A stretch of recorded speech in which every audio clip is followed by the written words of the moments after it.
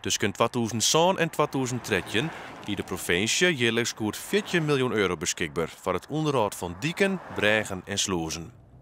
Een te leeg budget, werd toch efterstallig onderhoud ontstaan is en mogelijke kapitaalvernietiging. Deputaire Sietske Poepjes kan voor een part vinden in de kritiek van de Rekenkamer. Aan de ene kant ken ik absoluut wat met de aanbevelingen van de Rekenkamer. Als ze zeggen van, je moet beter archiveren wat je doet, dan denk ik, ja, dat moeten wij beter doen, omdat ik nog wel eens vertrouwen op mensen die bijvoorbeeld al decennia bij ons werken en in de holle precies wat er aan de hand is. Maar ja, het moet ik op papier te vinden wezen.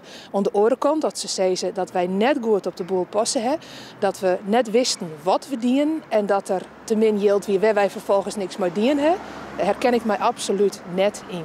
Zo'n vlienier wordt het onderhoudsbudget alle jaren verhegen met 10 miljoen euro. Maar ondanks dat is het de Rekenkamer dat de provincie beter archiveert. Men kan niet aantonen waarom men de beslissing genomen heeft zoals men hem genomen heeft.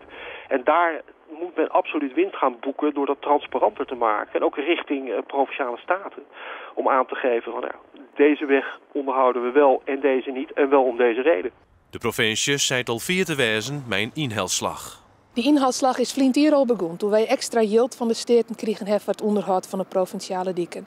Wat wij doen is zorgen dat er nou een systeem komt waar elke keer precies schenken wat we wanneer doen. Dat is uiterlijk in 2016 echt volledig werkend. En in de tussentijd gaan wij terug met het onderhouden van de dieken zodat we de ouderen hier en ik die hebben.